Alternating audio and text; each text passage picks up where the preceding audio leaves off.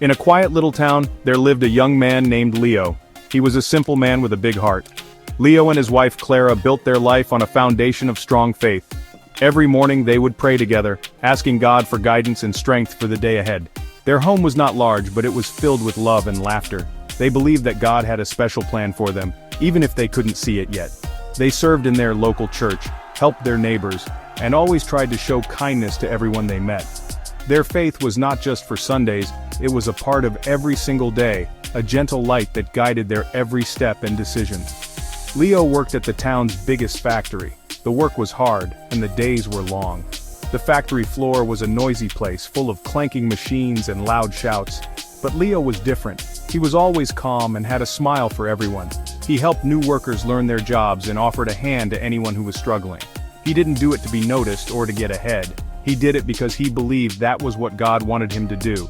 His kindness was like a small warm candle in the busy, sometimes cold factory.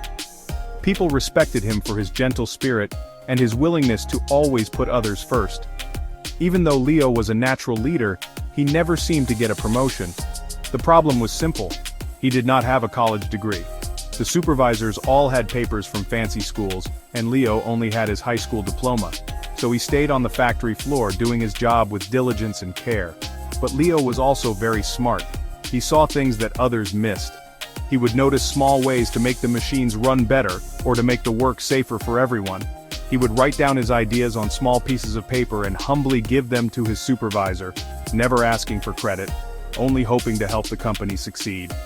The supervisors would often take Leo's ideas and present them as their own. Leo never complained. He was just happy to see the factory improve. But something wonderful was happening. The owner of the factory, a wise old man named Mr. Harrison, started to notice that many of the best new ideas came from Leo's department. He began to ask questions. He wanted to know who this clever worker was. Slowly, the truth began to come out.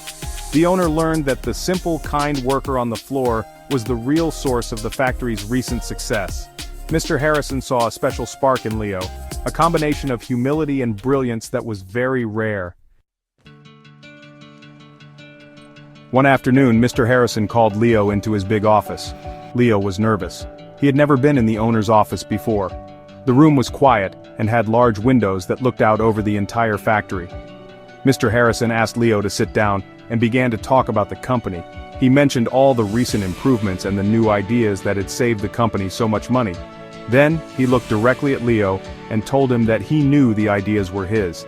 Leo was surprised, but he just nodded quietly. He did not want to cause trouble for his supervisors. He simply said he was happy to help in any way he could. Mr. Harrison smiled.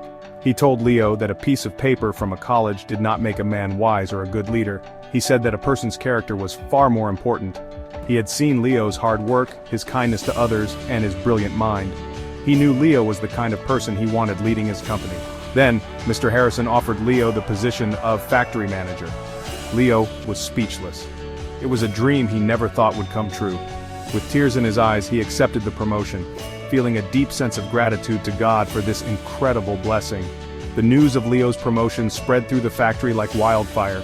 Many workers were happy for him. They knew he deserved it. But some of the other supervisors were not happy at all. They were filled with jealousy and anger. They couldn't believe that a simple worker without a degree was now their boss. They whispered in corners and made cruel jokes. They felt that Leo had stolen something that rightfully belonged to them. Their hearts grew hard with envy, and they began to plot against him, wanting to see him fail and be humiliated in his new role. That evening, Leo went home and shared the wonderful news with Clara. She hugged him tightly, and they both cried tears of joy. They got on their knees and thanked God for his goodness. They knew this promotion was not just from Mr. Harrison, it was a gift from heaven. They celebrated not with a fancy dinner, but with a quiet prayer of thanksgiving. Leo felt a little scared of the new challenges, but he also felt a deep peace. He trusted that the same God who had given him this opportunity would also give him the strength and wisdom to be a good and fair manager. Leo's first day as manager was set to begin on a Monday morning. He woke up earlier than usual, his heart filled with a mix of excitement and nervousness. He put on his new manager's uniform, a clean, crisp shirt that felt very different from his old work clothes. He said a special prayer with Clara, asking God to help him be a leader who was full of grace and integrity. As he was about to leave, his young daughter tripped and fell, cutting her knee badly. She was crying, and Leo knew he couldn't just leave her. He stayed to comfort her and help Clara clean and bandage the wound. He was now running late. Knowing the importance of being on time for his first day, he quickly called Mr. Harrison. He explained the situation with his daughter. Mr. Harrison was very understanding. "Family comes first, Leo," he said kindly. "Don't worry. Just get here when you can. We will adjust your start time." Leo felt relieved. He took a few extra moments to make sure his daughter was calm and smiling before he finally left for the factory. He arrived about an hour later than planned, feeling a little flustered but grateful for his boss's kindness and understanding. The next day, Tuesday, something strange happened again. Leo got into his car, ready to leave for work even earlier to make a good impression. But the car wouldn't start. The engine made a strange clicking sound, but it would not turn over. Leo tried again and again, but it was no use. He was not a mechanic and had no idea what was wrong. Feeling a growing sense of frustration, he knew he would be late once more. He sighed, wondering what Mr. Harrison would think of his new manager being late 2 days in a row. It felt like a very bad start to his new career. Once again, Leo had to make the embarrassing phone call to his boss. "Mr. Harrison, I am so sorry," he began, explaining the problem with his car. "I can't believe this is happening again."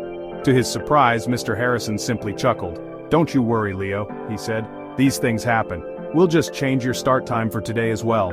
I have a feeling there's a reason for all this." Leo was amazed by his boss's patience. He thanked him and called a tow truck.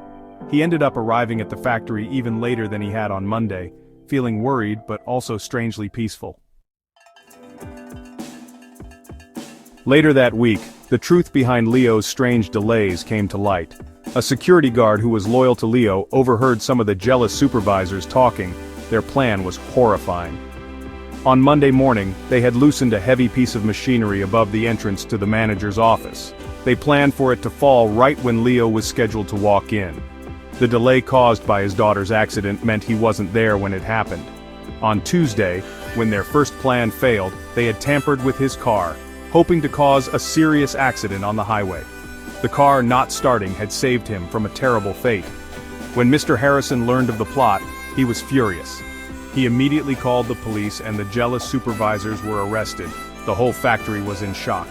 Leo felt a cold shiver run down his spine as he realized how close he had come to being seriously hurt, or even worse. He understood now that the delays were not accidents or bad luck. They were miracles. The cut on his daughter's knee and the broken down car were not inconveniences. They were God's loving protection, a shield that had kept him safe from harm. He was completely overwhelmed with gratitude. Leo's story became a legend in the factory. He went on to become a wonderful manager, known for his fairness, his wisdom, and his unwavering kindness.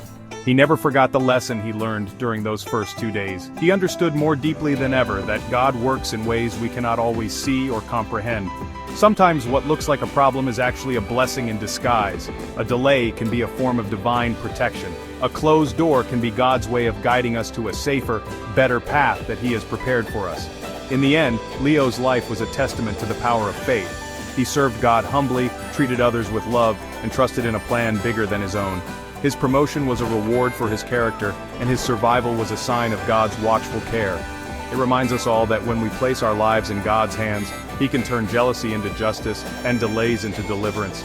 He truly works in mysterious and wonderful ways, and His grace is always sufficient to see us through, rewarding a faithful heart with protection and peace beyond all understanding.